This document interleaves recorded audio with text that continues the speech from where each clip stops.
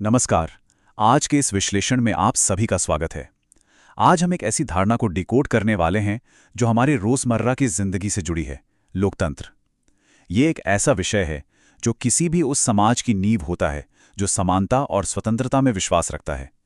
तो चलिए पूरी एनर्जी के साथ इस सिस्टम की असलियत और इसके काम करने के तरीके को समझते हैं।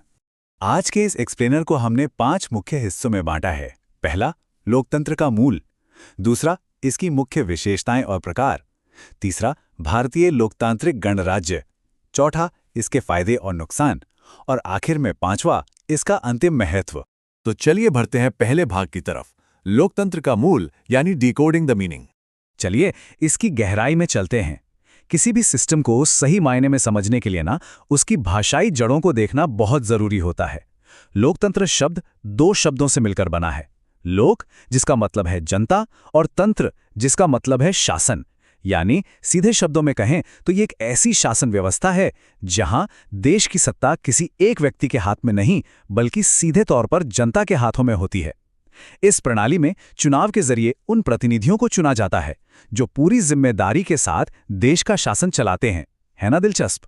और इस पूरी जटिल राजनीतिक व्यवस्था को एक बहुत ही सरल और असरदार परिभाषा में समेटा जा सकता है। जनता का, जनता के द्वारा और जनता के लिए शासन।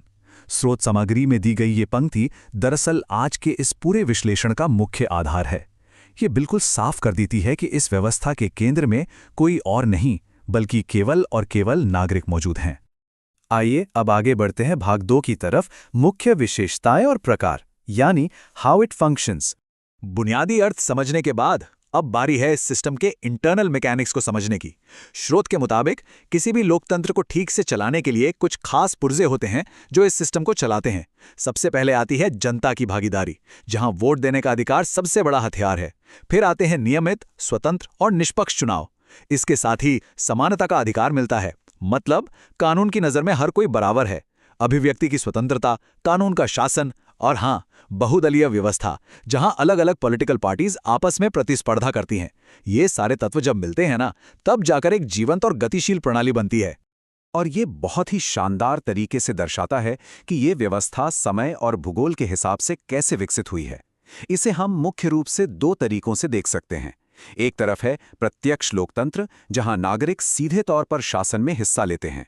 ये प्राचीन काल के छोटे राज्यों में काफी आम हुआ करता था। और दूसरी तरफ है अप्रत्यक्ष लोकतंत्र।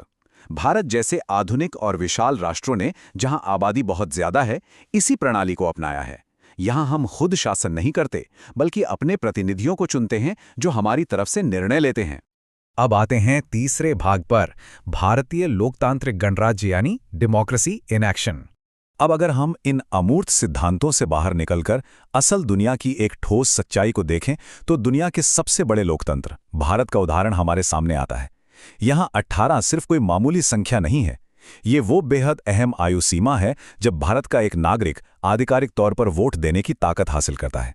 एक तरह से ये 18 साल की उम्र वो दरवाज़ा है जहां से सीधे तौर पर सरकार की दिशा तय करने की चाबी हमारे हाथों में आती है। खैर, यहाँ एक और बात ध्यान देने वाली है।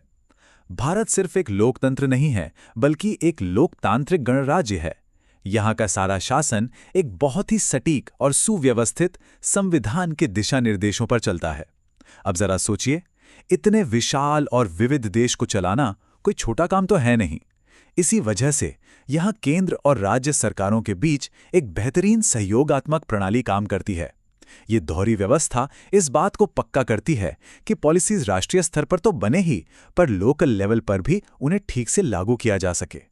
चलिए अब बढ़ते हैं अपने चौथे भाग की तरफ, फायदे और नुकसान का मूल्यांकन यानी an objective evaluation.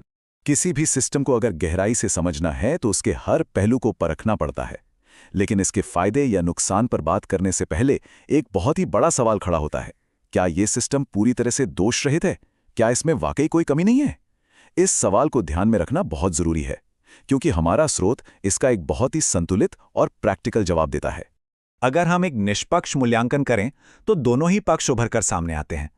Positive side को देखें तो नागरिकों को मजबूत अधिकार मिलते हैं, सरकार जनता के प्रति जवाबदेह होती है, समानता और स्वतंत्रता को बढ़ावा मिलता है, सत्ता परिवर्तन बिल्कुल शांतिपूर्ण तरीके से होता है और राष्ट्र के विकास में जनता की सीधी भागीदारी होती है।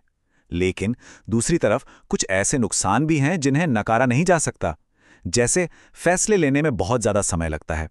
कभी-कभी गलत प्रतिनिधि के चुने जाने का रिस्क हमेशा बना रहता है। चुनावों में पैसे और पावर का भारी असर पड़ सकता है। और हाँ, हद से ज़्यादा बहस के चलते कई बार ज़रूरी कामों में देरी भी हो जाती है। ये दोनों ही पहलू एक साथ मौजूद हैं। और अब हम पहुंच गए हैं अपने आखिरी और 5वें भाग पर, इसका अंतिम महत्व, यानी व्हाई इट मैटर्स। इन सारे तथ्यों को जब हम एक साथ जोड़कर देखते हैं, तब जाकर एक देश के समग्र विकास के लिए लोकतंत्र का असली महत्व समझ में आता है। स्रोत के अनुसार ये सिस्टम इसलिए इतना अहम है क्योंकि ये मूल रूप से हमारी स्वतंत्रता के लिए एक ढाल का काम करता है। ये समाज में न्याय और समानता पक्की करता है, जिससे राष्ट्रीय विकास को एक नई रफ्तार मिलती है। और एक और बहुत ही दिलचस्प बात बताऊं, ये सिस्टम अपने आप में एक टीचर की तरह है। ये लगातार हमें अपने अधिकारों और कर्तव्यों के बारे में सिखाने और जागरूक करने का काम करता है। तो सबसे अहम बात यह है कि इन तमाम खामियों और चुनौतियों के बावजूद स्रोत का अंतिम निष्कर्ष यही निकलता है कि लोकतंत्र को दुनिया की सबसे बेहतर शासन प्रणाली माना जाता है। और इसका कारण बिल्कुल साफ है।